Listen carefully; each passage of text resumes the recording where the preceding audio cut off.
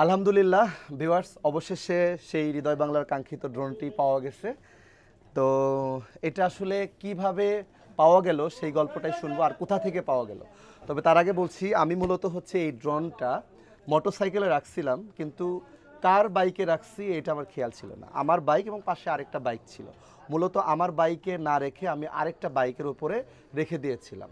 তো যে কারণে ভুলটা হয়েছে, সেই ভুল থেকেই এই বাইক ড্রোনটা আমি হারিয়ে ফেলছিলাম। তো এখন বের হলো, যার মাধ্যমে যেখান থেকে বের করলাম, মানে যারা আমাকে এটা বের করে দিল তার সাথে একটু কথা বলছি। কি নাম আপনার?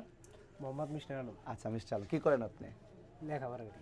আচ্ছা, তো এই মিস্টার ভাই মূলত হচ্ছে এই ড্রোনটা পেয়েছেন, আর পাওয়ার পর আমাকে কিভাবে ডেকে নিয়ে আসলো সেটাই আমি শুনি। আচ্ছা, ড্রোনটা মূলত কিভাবে আপনি ওখানে দেখলেন আর কিভাবে আপনি আপনার হেফাজতে রাখলেন? আমরা আসার পরে বাইকের মধ্যে আপনার এই ড্রোনটা পেয়েছি। আমরা পাওয়ার পরে 5 মিনিট অপেক্ষা করছি যে আসলে জিনিসটা কার। পরে আমরা পারি না, অপেক্ষা করছি, পারি নাই। পরে বাড়ির থেকে আর্জেন্ট ফোন আসছে, আমরা চলে আসছি। তখন কি আশেপাশে আমরা আমরা একটু পাশেই ছিলাম, ভিডিও টিডিও করতেছিলাম, খেয়াল করেন নাই? হয়তো খেয়াল করি নাই, মানে আমরা খেয়াল করলি তাহলে আরো 10 মিনিট অপেক্ষা করতাম। পরে বাড়িতে আর্জেন্ট ফোন আসছে, আমরা চলে আসছি। আপনাদের ভিডিও দেখে ভিডিও মানে কোনটা?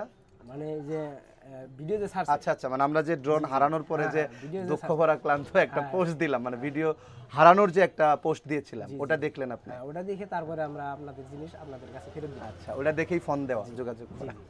আচ্ছা, তো আসলে এটা যখন আপনি নিয়ে, মানে আপনি যখন আপনার হেফাজতে এটা রাখলেন, তখন আপনার কাছে কি মনে হয়েছিল যে এটা যে ব্যক্তির ড্রোন, তাকে আমরা কিভাবে দিব, এর জন্য কোনো চেষ্টা করেছিলেন? চেষ্টা করছিলাম, মানে আপনার এই ভিডিওটা দেখার পরে আমরা ভাবলাম যে তাহলে তাদের জিনিসটা আমাদের ফেরত দেওয়া তো। আচ্ছা, তার আগে, ভিডিও দেখার আগে তখন আপনার কাছে কি মনে হয়েছিল? যখন ভিডিওটা দেখেন নাই, তখন আপনার কাছে এই ড্রোনটা আপনার কাছে যখন আপনার হেফাজতে আছে, তখন আপনি কি মনে করলেন যে এটা কিভাবে দেওয়া যায়? এরকম কোনো প্ল্যানিং ছিল? না, এরকম প্ল্যান ছিল না। আপনার ভিডিও দেখে আমরা তারপরে সজাগ হয়েছি যে তাদের জিনিস, মানে কেউ যদি খোঁজাখুঁজি করে তাহলে আমরা অবশ্যই দিয়ে দিব, তাদের ড্রোনটা করে দেবো। আচ্ছা, থ্যাংক ইউ। তো মূলত হচ্ছে এনারা সবাই, আপনারাও গেছিলেন না? মানে সবাই মেলাতে গেছিল, যেহেতু মেলা মানেই সবাই যাবে, এটাই স্বাভাবিক। তো ওখানে যাওয়ার পর তাদেরও বাইক ছিল, আমারও বাইক ছিল। মূলত মেলাতে তো অনেক বাইকই থাকে, সো আমার বাইকের উপরে না রেখে এই ভাইয়ের বাইকের উপরে রাখছিলাম বিধায় যাওয়ার সময় আমরা তো ভিডিওর ব্যস্ত ছিলাম, কিন্তু ওই ভাই যখন যাচ্ছিল তার বাইকের উপরে যেহেতু ছিল, এখন এটা কার সেটাও জানে না, কাকে দিবে সেটাও জানতো না, যে কারণে তার নিজ দায়িত্বে নিজ হেফাজতে ড্রোনটি রেখে দিয়েছিল।